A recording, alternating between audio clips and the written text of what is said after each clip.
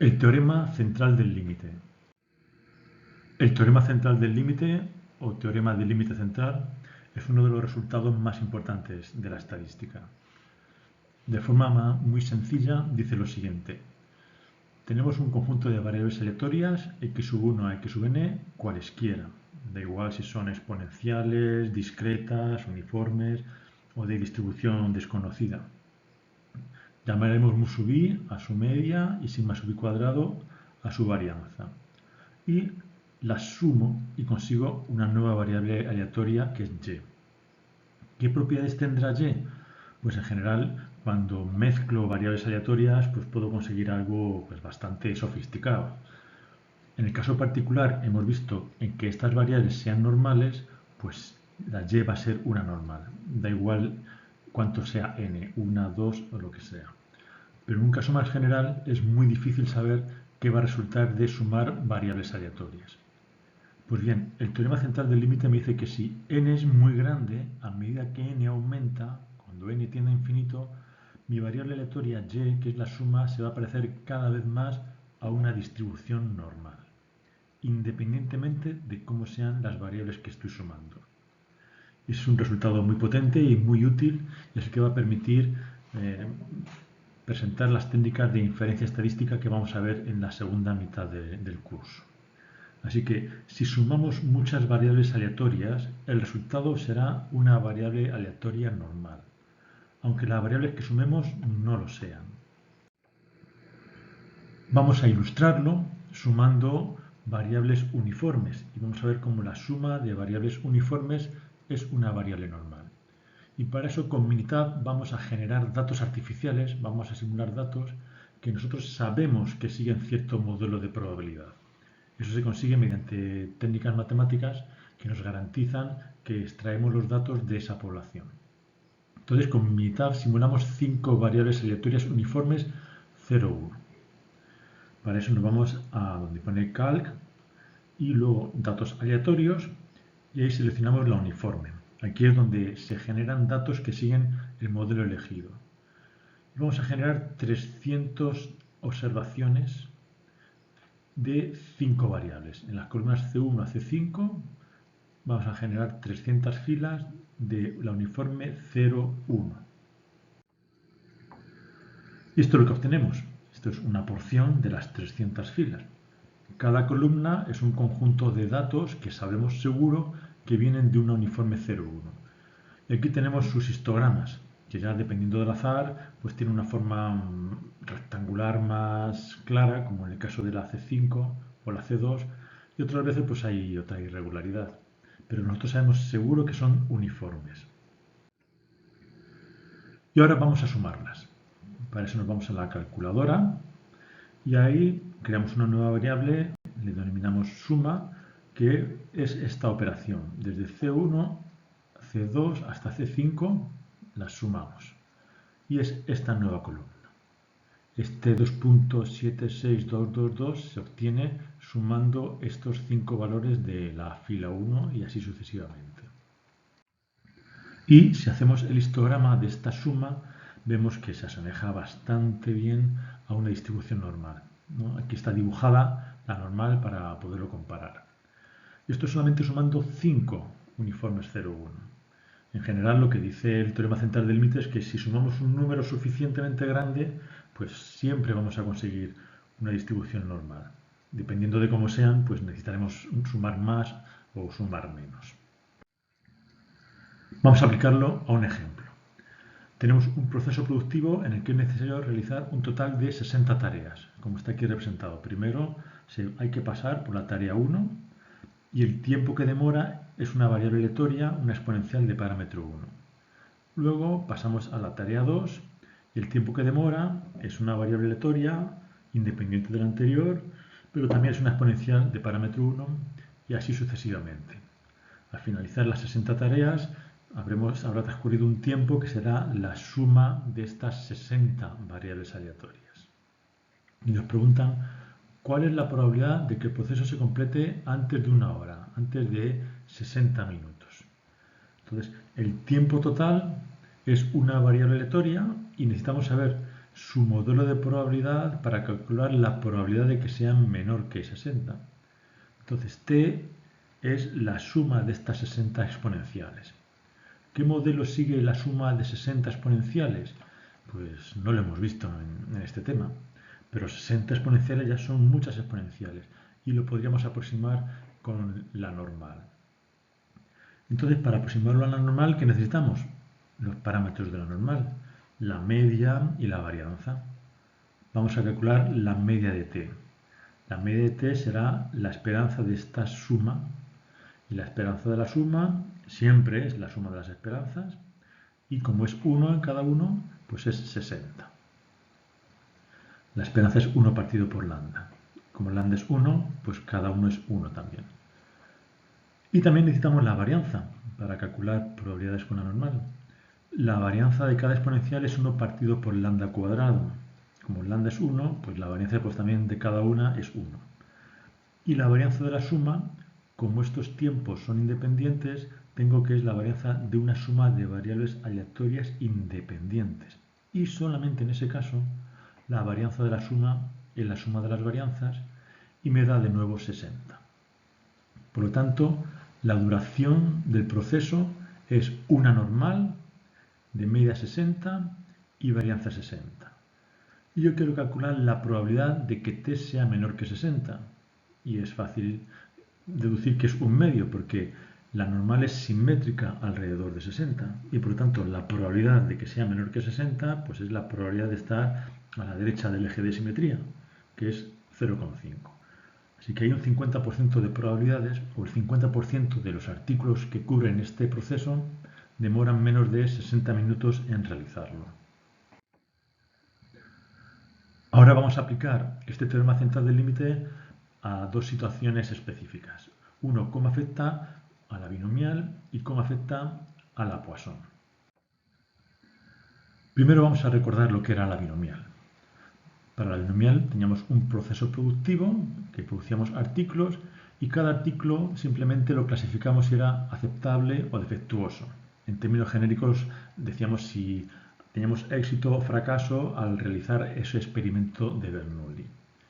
Y en la variable binomial lo que hacíamos era cogíamos una muestra de artículos, en este caso aquí pone 4, y contábamos cuántos eran defectuosos. ¿Cuántos habrá defectuosos? Pues no lo sé, porque depende del azar. Es una variable aleatoria binomial. Y lo que vimos entonces es que el valor de la binomial es la suma de los valores de cada una de las variables de Bernoulli asociadas a cada artículo. El que cada artículo sea aceptable o defectuoso, eso era una variable aleatoria de Bernoulli. En este caso concreto teníamos que el primero era aceptable, el segundo defectuoso, defectuoso, aceptable, y el valor de la variable binomial se conseguía sumando estas 4 Bernoullis, en este caso era 2. En este otro ejemplo, ¿cuál es el valor de la binomial? Pues tenemos cada Bernoulli, la primera era defectuoso, que vale 1, la siguiente 0, la siguiente 0. Sumando las Bernoullis, pues conseguimos el valor de la binomial. Por lo tanto, una binomial puede interpretarse como que es la suma de variables aleatorias, de las variables de Bernoulli que están implicadas en ese proceso. Por lo tanto, si x es una binomial NP, es la suma de n variables aleatorias, donde todas ellas son de Bernoulli. Por lo tanto, por el teorema central del límite, si n es suficientemente grande, x se va a parecer también a una normal. No quiere decir que se convierta en una normal, porque la normal es continua. No, va a ser siempre una binomial, va a ser siempre discreta, pero su perfil se va a parecer al de una normal y podemos calcular probabilidades aproximadas con la normal. ¿Qué normal? Pues en la binomial la media es NP y la varianza es NP por 1 menos P. Por lo tanto, si n es suficientemente grande, x será aproximadamente una normal de media NP y varianza NP por 1 menos P. La experiencia nos muestra que en la práctica la aproximación es ya razonablemente buena si n por P por 1 menos P es mayor que 5. Así que si n es grande, pues sí que se va a aproximar a la normal. Pero si n no es muy grande, el P pues tiene una contribución que sí que se puede notar. Aquí aparecen dibujadas las funciones de probabilidad de dos binomiales. La primera es n10 y p 0.1. Si multiplicamos nos da 0.9, que es mucho más bajo que 5.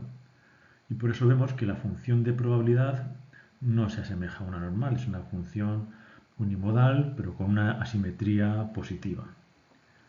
En este otro caso sí que funciona el teorema central del límite. N es 30 y p 0.5. Y a multiplicar n por p por 1 menos p nos da que 7,5 mayor que 5. Por eso vemos que esta distribución, que es discreta, sí que tiene un perfil que nos recuerda a la normal. Y si calculásemos las probabilidades aproximadamente con la normal, pues nos daría muy parecido. Vamos a ilustrarlo con un ejemplo. Tenemos un lote de 5.000 artículos fabricados por una misma máquina M. Se sabe que en condiciones habituales de funcionamiento esta máquina produce un 1% de artículos defectuosos. Y queremos calcular la probabilidad de que en ese lote haya 50 o más artículos defectuosos. Así que no sabemos cuántos artículos habrá defectuosos, 50 o 51, menos de 50. Por lo tanto, ese número de artículos defectuosos es nuestra variable aleatoria. Más concretamente, vamos a llamar x al número de artículos defectuosos en un lote de 5.000, cuando cada uno tiene una probabilidad del 1% de ser defectuoso. Con esta descripción vemos claramente que x va a ser una variable aleatoria que se distribuye como una binomial de n5000 y p 0.01. Y a partir de su función de distribución pues podemos calcular la probabilidad de que x sea mayor o igual que 50. Y lo vamos a hacer de dos maneras. El cálculo exacto a partir de la función de probabilidad de la binomial y el cálculo aproximado, porque veremos que aproximadamente esta variable pues también puede admitir una distribución normal. Con el cálculo exacto vemos que la probabilidad de que x sea mayor o igual que 50 es 1 menos la probabilidad de que x sea menor o igual que 49. Hacemos esto porque esta probabilidad x menor o igual es la que nos calcula el Minitab, la función de distribución. Lo vamos al Minitab y esto es lo que resulta. Seleccionamos probabilidad acumulada, número de ensayos 5.000, probabilidad del evento, probabilidad de éxito 0.01 y el valor 49. Estamos preguntando qué probabilidad se acumula en el valor 49 y sale 0.4809, que dentro de esta expresión pues nos sale que es casi el 52% de los lotes tiene 50 o más artículos defectuosos. Y ahora vamos a ver el cálculo aproximado. Primero vamos a comprobar si la aproximación a la normal es razonable. Calculamos n por p por 1 menos p, 5.000 por 0.01 por 0.99 y sale 49.5, que es bastante más grande que 5. Así que la aproximación a la normal pues va a ser buena. Por lo tanto, x, que sigue siendo una binomial, pues también es aproximadamente igual a una normal de media 50 y varianza 49.5. Y la probabilidad de que x sea mayor que 50 en una distribución simétrica de media 50, pues es un medio, que es bastante parecido al resultado exacto. La diferencia son menos de 2 centésimas. Vamos ahora a ver la aplicación del teorema central del límite al modelo de Poisson. Vamos a empezar recordando lo que era el proceso de Poisson. En el proceso de Poisson teníamos un soporte continuo, que podría ser, por ejemplo, el tiempo, en el que poníamos una unidad de medida y en cada unidad de medida contábamos cuántos sucesos se observaban, por ejemplo, cuántos clientes llegaban. Entonces, el número de sucesos en cada unidad de medida es una variable de Poisson si los sucesos aparecen independientemente unos de otros y a un ritmo medio constante. Y las propiedades que tenía la variable aleatoria de Poisson es que dependían de un único parámetro, lambda, que era el número medio de sucesos por unidad de medida, y la esperanza y la varianza pues coincidían, era lambda. Y tenía una propiedad interesante, era que si sumábamos variables aleatorias de Poisson, lo que conseguíamos era también una variable aleatoria de Poisson si esas variables eran independientes. Bien, entonces, si en lugar de cierta unidad de medida nosotros la agregamos, usamos una unidad de medida mayor, pues se puede interpretar que esa nueva agregación, esa nueva unidad de medida más grande, es la suma de las variables de Poisson de esas unidades de medida iniciales más pequeñas. Así que si ampliamos la unidad de medida, el número de sucesos por la nueva unidad de medida va a ser una Poisson y será la suma de las variables de Poisson de las unidades más pequeñas. Entonces, si tenemos una variable x sub i de Poisson, de parámetro lambda sub i, y sumamos x sub 1 hasta x sub n, conseguiremos una nueva variable aleatoria de Poisson. Eso no tiene que ver nada con el teorema central del límite, eso se cumple siempre. Y esta nueva variable aleatoria de Poisson, su parámetro lambda será la suma de los parámetros lambda de las variables de Poisson que sumo.